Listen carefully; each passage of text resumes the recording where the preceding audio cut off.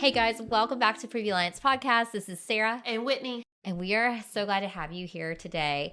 Now, we are going to put a little bit of a trigger warning for this episode. It's an important topic to talk about. It's heavy. Yes, so if you're not in the headspace, that's okay. Take your time. Come back to this when you are ready for Go it. to like more of a Hey Whitney or Toolbox episode and meet you where you're at. But today's is pregnancy after loss, what no one wants to talk about. It's really hard because it's a weird dynamic because you're still grieving the child you lost and you're most likely anxious about this pregnancy and what if something goes wrong, especially if it's one of those, like there was maybe a genetic disorder at play, things like that where there could be the possibility of it being reoccurring. Mm-hmm. So naturally you're going to have that on your forefront, but you're also excited about this pregnancy and the possibility of it actually going to full term, to having that baby, to coming home with baby. So you're going to have a lot of coexisting, conflicting emotions with this. Totally. You know, our first pregnancy was with Ava. I've talked about this before. We lost her at 13 weeks and it shook me, right? Yeah. It took away because I think you go into pregnancy. Yeah. You know, especially because we didn't have any trouble getting pregnant with her. Exactly. It wasn't a surprise, to be 100% real, and a welcome surprise. Yes. But I mean, so we didn't. I think if you walk infertility, right, you know it's not happening. So a little bit of that bliss, joy is already taken from you. Oh, absolutely. So in my case, how I felt was it happened. Yep. Right. You think it's like in the movies or you hear it in the songs. Okay. Next thing you know, you're pregnant. Yes. Okay. So I had that. And then I didn't even really know about miscarriages. Even though I'm a nurse. But that was never your field of nursing. No, it was never that. I mean, you heard about it, but people didn't talk about it. Correct. It seemed rarer than what it actually is. Right. And then I think to me, I was like, I got to 13 weeks mark, checkbox. Yeah, like, I'm good. We're good. We're safe. So when it did happen, it took me into this world of now I know bad things can happen. Yeah. It makes it more real. Yeah. So then when I got pregnant again, which we struggled to get pregnant again with Will, I had a whole new roller coaster of emotions that I didn't know who to navigate that with. Because like, you know, it's like it felt uncomfortable to talk about the loss for a long time for me. Oh, I'm sure. And then if people would bring it up, I would just like either bawl or just dismiss it. Yeah. It was one of the two. So then when I was pregnant again, and I should have been in therapy. But let's also look at how different culture was back then. Exactly. That was 6 years ago. And, you know, I didn't even want to share, honestly, how I was truly feeling with anybody. And so I remember when I got the positive pregnancy test with Will, post-loss, I had like such conflicting feelings. Yeah. Like I didn't want it to be real. Yeah. But I did. And then everybody I shared it with, they were really excited, clearly. Yeah. But they're like, are you excited? And it's one of those, again, I was. Yeah. But I was so afraid to lose this baby again. Yeah. I held my breath. Oh, for sure. Yeah. You know, and it was just one of those very conflicting feelings. Like, you know, we have this a lot in motherhood. Yeah. Where you worry or you're afraid to lose or you want to protect this child, but you can't. Exactly. And then you want it and you're afraid to want. So, you know, that was we didn't tell a lot of people. It was like. You had to protect yourselves. We didn't tell a lot of people. I hid it, you know, I'm just not feeling great. I ate something wrong. Yeah. Pretended, you know, if I remember went to this barbecue, somebody offered me a drink and like I had the drink and I just passed it to Bill and, you know, and it was, in hindsight, now we can't have no more babies. Baby James took the uterus situation. Yep, that's right. But I think I would be a little bit more open, like, hey, yes, I am pregnant. I am very cautious. Yes. But it took me a lot to get there. Yeah. And you might still be cautious in who you let into your circle about that. People who, you know, if you told, I had another miscarriage, they're going to be there for you, as opposed to asking questions of, well, how did this happen?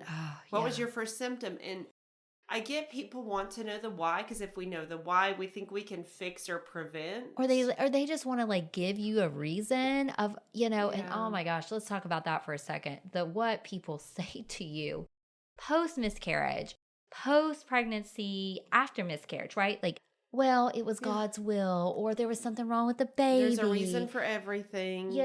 Or at least you're pregnant again. Yeah. Like, or at least you already have a child. oh my gosh. I mean, it's like, At least you made it to your 20-week scan this time. oh my gosh. Yes. And it's unintentional gaslighting, and those are good examples of toxic positivity. Yes. Because that's really a buzzword or buzz phrase right now.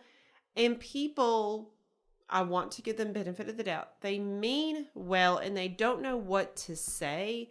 So they say things that are toxic positivity, and really and truly that can make a mom feel like, okay, so what was the good that came out of my miscarriage? Because I don't have it. Mm-hmm. I don't see it. And I'm broken and I hurt inside. Yeah. What was the plan? What was the purpose in all of this? Because I can guarantee I was already struggling personally with God of asking why. Oh, yeah. So I didn't need anybody to try to make it worse for my questions. Put some gas on the fire there. I was already looking around saying, well, why did she get her baby? Yeah. And I didn't. Mm-hmm. I mean, all those ugly kind of thoughts that But it's reality. It's reality that hit me. And then there was a level, I've been pregnant twice after miscarriage. So with Will was post-miscarriage and James was post-miscarriage pregnancy. Both times the level of anxiety that I experienced. Yeah, it's next level. Next level, to the point of sometimes I would not want to go just to pee because I'd be afraid I would see spotting or blood when I wiped. Yeah. And so that basic, when you got to go a lot when you're pregnant too. Yeah, exactly. Activity became a huge anxiety trigger to me. Yes. And I remember I tried to say it to Bill one day and he didn't get it. How could he? Yeah. But I said it to one of my friends who she had experienced a miscarriage before and she was now pregnant. And she was like, yeah, like I 100% felt that way. Yeah. And then, you don't want to go into your OB's office and be like, and they're like, how are you? You're like, well, I have a mild panic attack every time I go to the restroom. Yeah. Or every twitch, I think I'm losing the baby. And it was interesting. So with James, I did have a large amount of spotting one night. It was like 22 weeks. We went to the ER and I remember calling my parents hysterical and saying, it's happening again. I can't lose another one. Yeah. And I was, that 10-minute drive to the ER and was an eternity. I felt like out of body experience. Yeah. And he was fine. Everything ended up okay, but I don't wish that upon anybody. Yeah. And I think the core of it is it stills your joy and bliss. Oh, yeah. And because again, you actually do have a reality of what can happen. And while I have never experienced child loss or miscarriage, having worked in L&D for 9 years, I have seen that. So the reality was very real to me. Yeah, you knew. Oh, I knew. I had seen it. I had talked to moms. I had held moms who were grieving the loss of their child throughout multiple points in pregnancy. And that's so hard too, is that's not spoken about enough, is that, people much later on in pregnancy will have these losses and reoccurrent losses.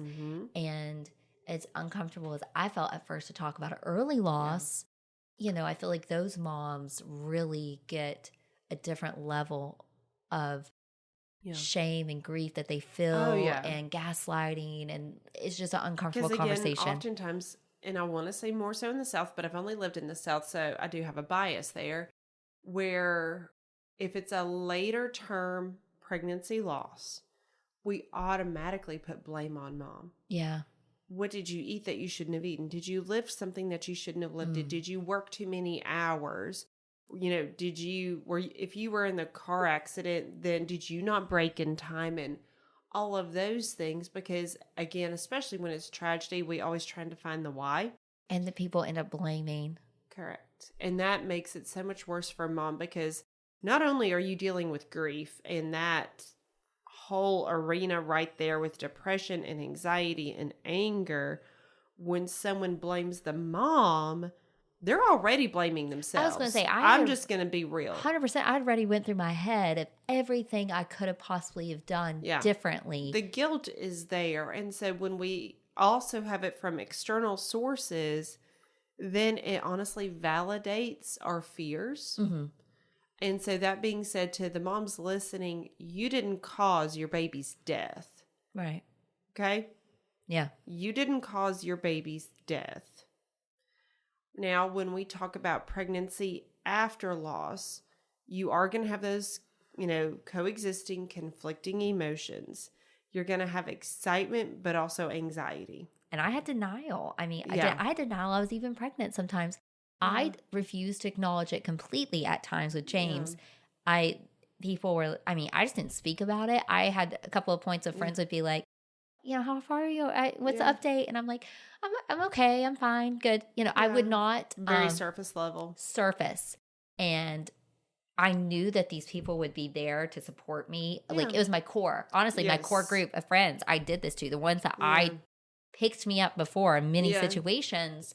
I just didn't acknowledge it. And even like to my parents, they're like, oh, well, what do you need? I'm like, well, it's okay. We'll figure it out. Or, I didn't want to go ahead and really get the car seat ready. Well, you were trying to protect yourself because if you had lost him, if you had started bonding or really started accepting it, it would have hurt more. 100%. That was probably your mentality. So it's like, well, if I just kind of pretend it's not there, it won't hurt as bad as, if I do lose him. And I mean, that was exactly me. And I even told someone, I was like, I think this is just how I'm coping. Yeah. So it is. So it was a mixture of extreme anxiety because I'm not going to lie. Every time we went in for an ultrasound, which I would say my physician at the time, she was incredible of being like, Sarah, if you feel like, if you're really anxious, if you're having a hard day, call, we can Doppler, we can do, I had lots of ultrasounds. Yeah. I had a at-home Doppler. I don't know if that honestly helped my anxiety or made it worse. I was going to say, I feel like those can be a double-edged sword. But I sometimes, had to go back to my positive affirmations of, I am pregnant in this moment. Yeah. It's okay. I took it day by day.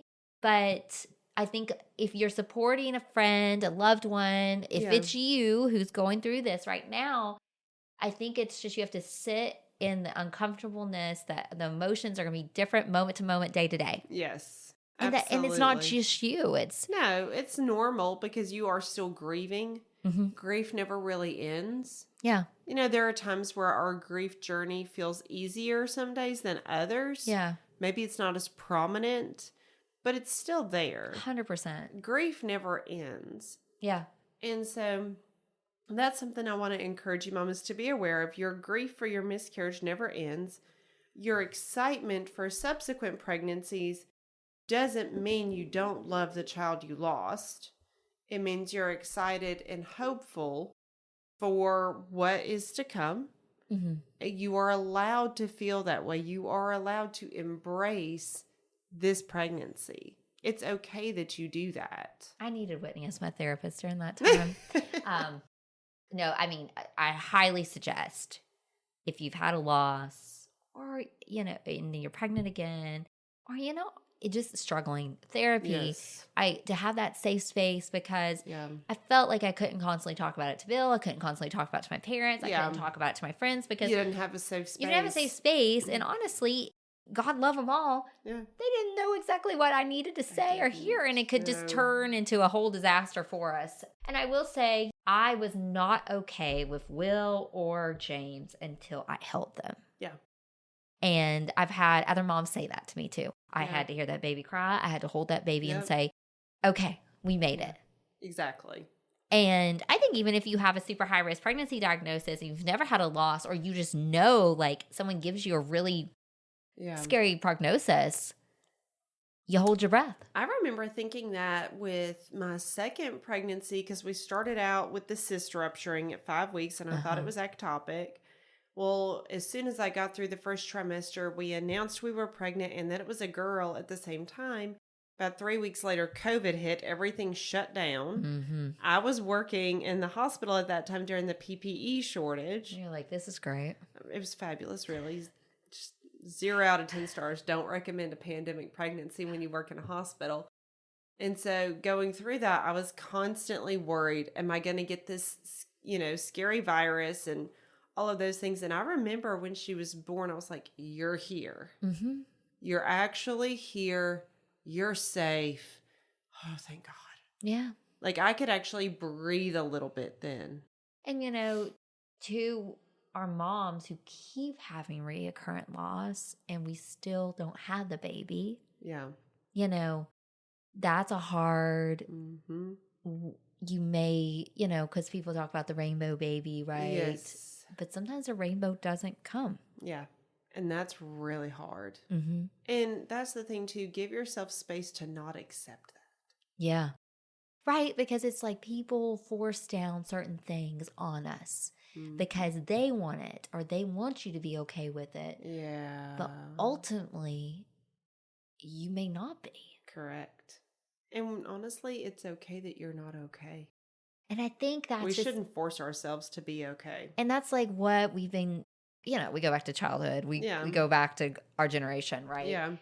Every kind of just wants us to smile and push through it. Yeah. And I think child loss and that desire for a child, it's engraved in us as women. Mm-hmm. And well, and I think grief as a whole, not just specifically infant loss, but grief as a whole, we kind of just expect people to bounce back as soon as the funeral's over. Yeah. It's like, okay. And it's not. We gave our casserole dish. I've came to the funeral. Okay, Whitney, next week you should be back to normal conversation. Yeah. It's like, no, this is a roller coaster. Yeah. And, Whitney, everybody knows, has had some loss. Last year was really hard. And, even now I know with you personally, there's holidays, there's events. The firsts. That you're going to have with these losses, with your, your pregnancy losses, is you're going to know, I still know the dates I lost both miscarriages. Yeah. And those days I still get, it gets hard. On holidays, I still think I should have 4 stockings instead of 2. Yes. I think that she would be 6. I think, all the things like you do with your loved ones that's past, right? So the hard doesn't go away in it. And you're not supposed to make it go away. No. You're supposed to kind of learn to ride that waves of it. And again, therapy. And I just think it's messy. Yeah. Well, and there's a really great Instagram page called Nurse Hadley. Mm-hmm. She's a hospice nurse. And so she, talks about different experiences that she's had as a nurse. And one video she made was such a great description of grief. She drew a box and she drew a big ball inside of it and a button. Mm-hmm. And that button is grief. So when our loss first occurs, that ball is really big. Yeah. It takes up, we'll say, 90% of that box. So it's hitting that grief button. Constantly, very regularly. Well, as life goes on, the ball doesn't get smaller, but life gets bigger. So the box grows. The ball actually stays the same. It's still bouncing around in there. It's still going to hit that grief button. Yeah. It's going to hit that, just maybe not as frequently. But every time it hits that grief button, it feels like it did in the beginning. Yeah. And that's normal. But when we look at it in terms of miscarriage and child loss, we have lots of buttons. Tons of buttons. We have lots of buttons for each one. And so just knowing to expect that gives us a little bit of control back. Yeah. Because we can be prepared. It's just, to the moms who this is just like, you're like, this is me. You're not alone in it. Yeah. Hopefully what you've heard us kind of just say in our experiences and what to expect, that it just won't go away, and that you can have extreme joy with the children you have, or the baby you have right now, or pregnancy. and still be really devastated and miss Yes. those pregnancies in children. Oh, yeah. Both can coexist. It Yeah. does not mean that you do not love the living children as much, or that, and I'm going to say this too, because people have this jaded perspective. Just because you have a living child after a loss, it does not replace that child that you lost. It is not a replacement. No. It is not a fix-all. It is not this Band-Aid. It's not like trading out cars. And people try to sometimes look at it that way because it's uncomfortable to them. Oh, yeah. Well, and it's one of the few analogies that our human brains can wrap around. Yeah. But it's not a replacement. No. So it's never meant to be, and your heart is going to have these spaces. And I'll never forget, I had a lunch with a really good friend's mom and aunt. And I was telling her just about the podcast. I was telling her about Previa. Yeah. And she had this look. And I mean, this woman, she's in her 70s. And she said, I lost 2 children along this journey. And that pain in her eyes was still there, as fresh, brought my pain up just as fresh. And we had that moment. And I just like grabbed her really quick because I didn't know what else to do, and just gave her a hug. And I was like, and she's like, it's still hard. Yeah. Not only do we lose the child. Yeah. We lose all of the hopes and the dreams and the memories that we thought we were going to create with them. Yeah. We lose that. We lose a lifetime. Yeah. With that person. Yeah, totally. And so here we were in this taco restaurant, both just like about to break down and sob, and then here we go. Chips and sauces can fix some things, right. but it was Margarita on deck. I was ready for it. It was just a reminder that if you can find that safe place, that person who's experienced it and got it, and there's great support groups and again, therapy, but just know it's a journey. And that's our message, is that we are here for you. And it's a hard conversation, but hopefully this has shed light into how you're feeling and giving you some acknowledgement. And you know what? If you don't want to talk about how you're feeling being pregnant after loss, send somebody this episode and say, this is all the things I'm feeling and going through. Yes. Because they probably don't know how to best support you. They don't. And, for anybody listening who is a support person who has not experienced this, it's okay that you tell that person that you don't know what to say. Yeah. But that you want to be there for them. And that's that you may not have words, but you can be there. And that's, honestly, the best people who were there for me was when I wanted to talk about it, I talked about it with them. Yep. And when I didn't, they didn't push me. Exactly. They didn't, I mean, they knew what I was triggered by. Come on now. We didn't need to point out the elephant in the room. Exactly. But we're always here to have these conversations to hopefully make you guys not feel alone. All right, guys. Till next time. See ya. Maternal mental health is as important as physical health. The Previa Alliance podcast was created for and by moms dealing with postpartum depression and all its variables, like anxiety, anger, and even apathy. Hosted by CEO, founder Sarah Parkhurst, and licensed clinical social worker Whitney Gay, each episode focuses on specific issues relevant to pregnancy and postpartum. Join us and hear how other moms have overcome mental health challenges, as well as access tips and suggestions on dealing with your own challenges as moms. You can also browse our podcast library and listen to previous episodes at any time. Please know you're not alone on this journey. We're here to help.